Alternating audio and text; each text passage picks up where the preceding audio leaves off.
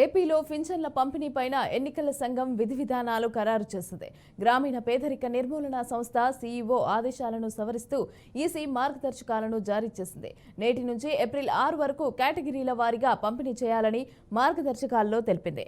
కొందరికి ఇంటి వద్దే ఇవ్వటంతో పాటుగా మిగిలిన వారికి గ్రామం అలాగే వార్డు సచివాలయాల వద్ద పంపిణీకి ఏర్పాట్లు చేయాలని ఆదేశించింది. దివ్యాంగులు అలాగే తీవ్ర అనారోగ్యంతో బాధపడేవారు, అస్వస్థతకు గురైన వారు, వితంతువులకు ఇంటి వద్దే పింఛన్ ఇవ్వాలని నిర్ణయించింది. ఇక గ్రామ సచివాలయాలకు చాలా దూరంగా ఉన్న గిరిజన ప్రాంతాల వారి కోసం కూడా ప్రత్యేక ఏర్పాట్లు చేయాలని కలెక్టర్లను ఆదేశించింది.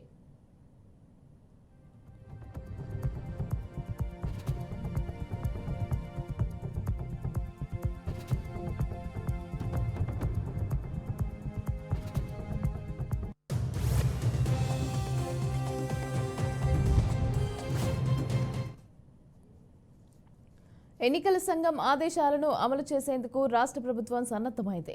ప్రస్తుతం గ్రామ, వార్డు సచివాలయాలలో 1.27 లక్షల మంది సిబ్బంది ఉన్నట్టు గుర్తించిన ప్రభుత్వం సరిపడా ప్రభుత్వ ఉద్యోగులు లేకపోవడంతో 2 కేటగిరీలుగా పింఛన్లు పంపిణీ చేయాలని నిర్ణయించింది. ఇక ఉదయం 9 గంటల నుంచి రాత్రి 7 గంటల వరకు సచివాలయాలు పనిచేస్తాయని ఉత్తర్వుల్లో స్పష్టం చేసింది. ఈ నెల 3వ తేదీ నుంచి మధ్యాహ్నం ప్రారంభించి ఇక ఏప్రిల్ 6వ నాటికి పంపిణీ ముగించాలని ఆదేశించింది.